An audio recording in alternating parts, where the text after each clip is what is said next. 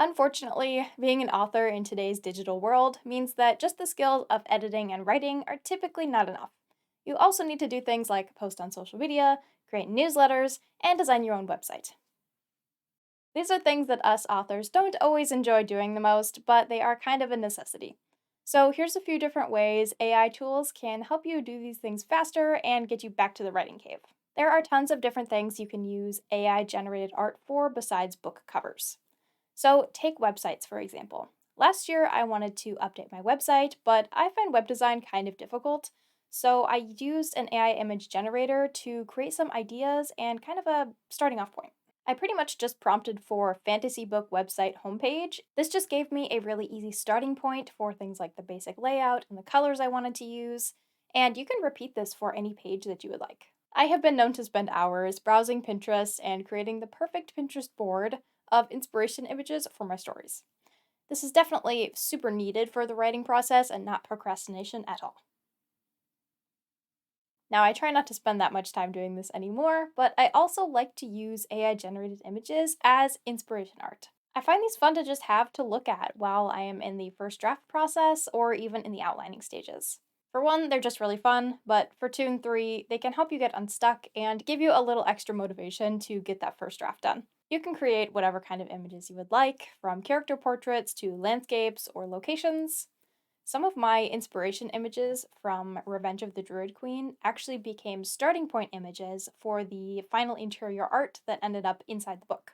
So that's kind of fun. When Midjourney was just becoming a popular thing, this was something that I started playing with, just creating images for my own personal use, getting to see my ideas of my characters in actual digital portraits of them. Because previously, this is something that only writers with like a big budget could have gotten is like custom illustrations of their characters. And kind of on the same vein, if your readership is based on Book Talk or Facebook, promotional images and videos can go a long way in attracting new readers. You can use AI generated images for social media posts to give readers an idea on the tone and setting of your book. So, for a sci fi or fantasy book, you might choose an epic sweeping landscape or a creepy alien planet.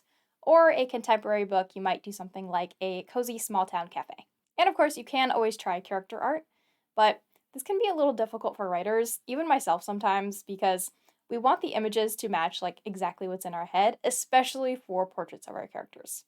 But I think as long as it captures the spirit of the character and some of their basic features, it's going to be good enough. If you're like me and you never know what to post on social media, you can ask ChatGPT for suggestions. Anything from ideas for a new TikTok to the caption of an Instagram post, it's got you covered. If you do any pay per click advertising, you usually want to keep your ad write up pretty short and sweet. But as novel writers, we tend to be a bit wordy.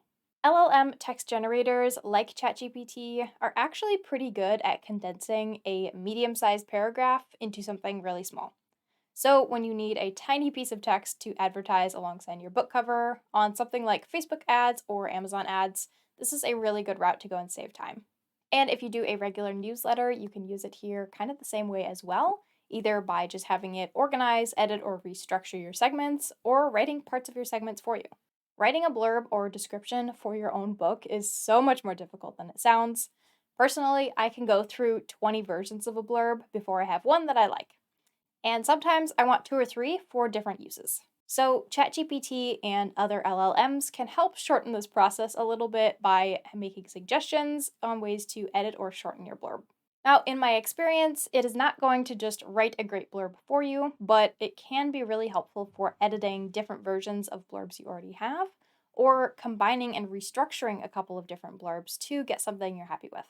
But if you're not sure where to start with a blurb, you can at least feed it different pieces of information you want to include in your blurb and have it generate some different ideas on how to structure it, and then kind of take that as a base and go from there with your own editing and writing. The first couple versions of blurbs that I write are typically a little too wordy and unfocused, so I end up needing to cut back and focus in on a couple of key elements. So, this is part of the process that I feel ChatGPT actually does help me speed through. And the same process can be applied to your author bio as well, whether you are writing one from scratch or just editing a couple different versions you've drafted yourself. And lastly is text formatting. Like I said, I am not a professional website designer. I am pretty much just learning as I go. And I have found ChatGPT to be a surprisingly helpful resource in this process. Not only did I use it to format text for my website, but I also used it to format the HTML in the KDP Author Central. So Author Central is kind of connected to Kindle Direct Publishing. It's another set of pages where you can format the blurbs or editorial reviews and description of your book. And I found it really helpful for doing that as well. And I'm always curious to learn about what tools other writers are using for the non-writing parts of authoring. So drop me a comment down below and tell me about any awesome tools you've been using lately. I'd love to hear about them. If you like fantasy adventure novels, you could check out my recently published book, Revenge of the Druid Queen. Alright, that's all I got for you, so thanks for watching. Bye!